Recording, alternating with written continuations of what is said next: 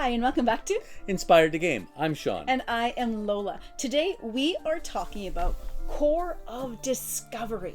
Now, this is a cooperative deduction adventure game for 1 to 4 players by Off the Page Games. It is based off of the comic Manifest Destiny. And interestingly, all of their games are based off comics or graphic novels.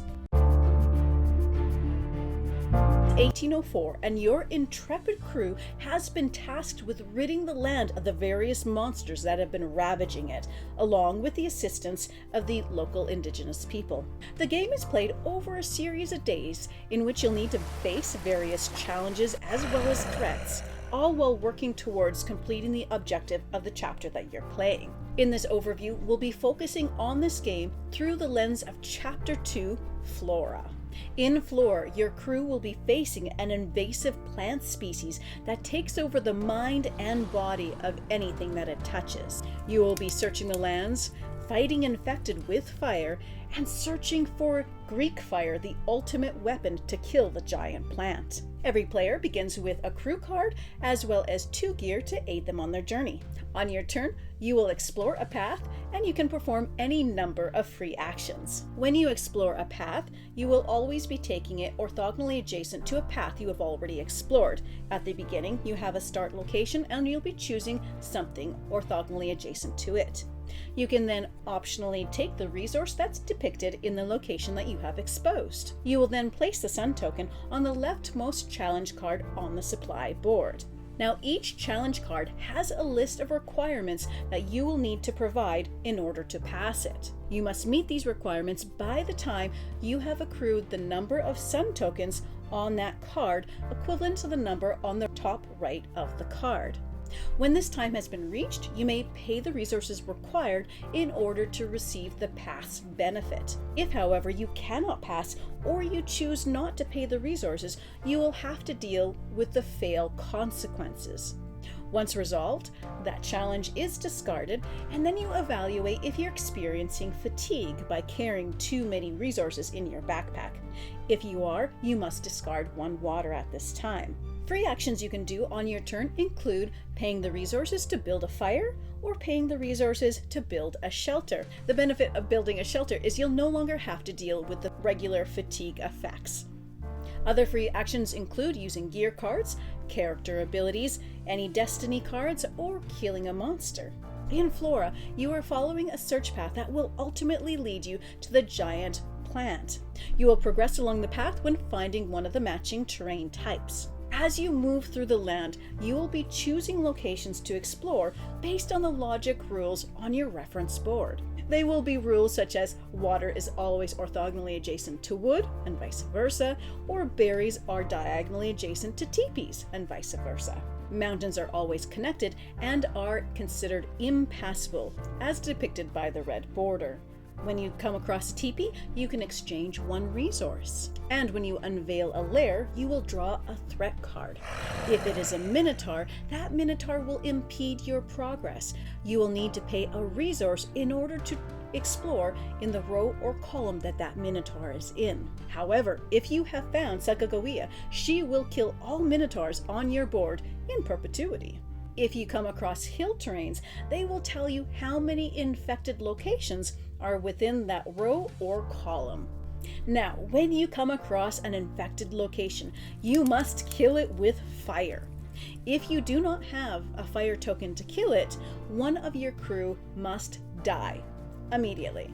If you weren't able to kill it, then you take the corresponding infected token from your reference board and place it in that location. This location is now impassable until you are able to kill it with fire. You do not get the resource of that location until you're able to do so. Now, if all crew members die, including the one on the path, the game is over and you have lost. The game is also over if at any time you run out of water, or if at the end of the day you are unable to feed your crew. To win the game, you must reach the giant plant at the end of the search path. You must also have with you Greek fire, and you'll also need any of the resources on the backs of the search cards that you have passed through. However, if you have any crew still alive, you may place them on some of the resources on these cards, and then you do not need to provide those ones.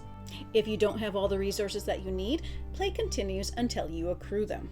And in a nutshell, that's how you play Corp of Discovery, Chapter 2, Flora. Now, what's really neat about this game, so it isn't a legacy or campaign game, but it is based in a series of chapters that you play. So when you start out, you'll first play the tutorial that will give you a rundown of how it plays, and then you do a chapter 1, chapter 2, and then there's additional chapters that come with the expansion. And they each have their own unique story with their own objectives to fulfill. So it's a lot of fun playing the different chapters, and each one makes it feel like a completely different game because of the different storyline you're going for, or because the different objectives you're getting. So now the most interesting thing here is the deduction combined with the adventure game. Now, deduction games are one of my favorite all-time types of games. I just love deduction games. Now, to add that to an adventure game, which I also really love, is just super cool and such a brilliant idea. And one of the nicest things about it is that the deduction helps guide you in directions you might want to take, but it does not mean it's not like Sudoku. It's not a definite answer. It's just increasing your odds of what you're going to find in the next area that you're going to uncover. Well, and sometimes it's definite. So there are the logic rules which can make it absolutely definite. So water being orthogonally adjacent to wood, or the fact that there's only one wood in each row or column, those things can really, really help you. And what we found was fantastic. So our first game, we were doing so badly that we actually didn't finish because we were getting so obliterated, and this is past the tutorial. But then we started getting a handle over it. So it is tight, the resources are tight, and you start to learn some tricks. And one of the things that they suggest you do, which is really, really helpful, is you can put the tokens on locations when you know that something is going to be there for sure, or when you suspect something might be there. So you can put the reverse side, which has a question mark, which can be like, oh, well, I know wood is here or the here, and that can help determine what you do. Because your resources are tight. You can only hold so much in your backpack, and you're constantly needing some for the new challenges that you're facing within the day, but at the same time, you're also needing them for whatever objective you're going for in the chapter. So you have to be specific about what you're picking up at any time. Yeah, so it's kind of nice to leave them behind. It's like, well, we need wood later on. We don't need wood right now. I'm pretty sure this is wood, or I know this is wood. I'm just going to set that aside, and we can come back to it later. Yeah, exactly. So I love the deduction element here. Now, I almost would love to see more of it. So there are a lot of deduction rules, logic rules that you get to play around with, and I just love that part.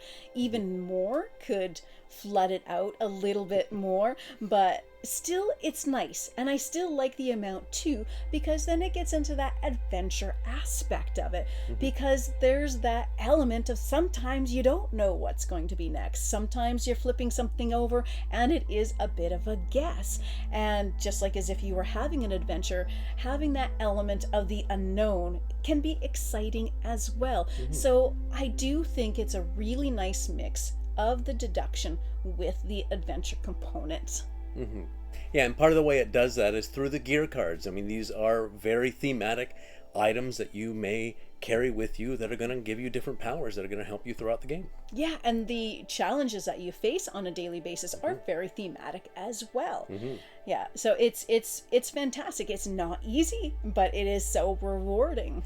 Now, to add on that it's a prototype, to let you know, all of the images that you see in our pictures of the map is a map that was made specific for us for this review, so you don't have to worry about spoilers there. I do like the aesthetic as well. This is a game that I have had a lot of fun with because as I said, it's just really fun to combine those elements, and I think that they did a really good job with it. So this is coming to Kickstarter soon, and we will leave a link in the description down below, and you can take a look at it and see if it's something that you may be interested in. Well, thank you so much for watching us today. If you've enjoyed this content, please support the channel by subscribing. And as always, happy gaming, folks. Hi, and we are talking about Corp of Discoveries. Now, this is a cooperative deduction game. It's just one discovery. Corp of Discovery. Alright, evidently we're doing that again.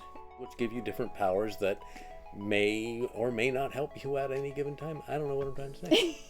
In order to... It's 1804, and your intrepid crew of explorers have been tasked with the colossal job... Flavor text. In your turn, you will explore a path, and you can do any number. There'll be rules such as water is always orthogonally adjacent to wood.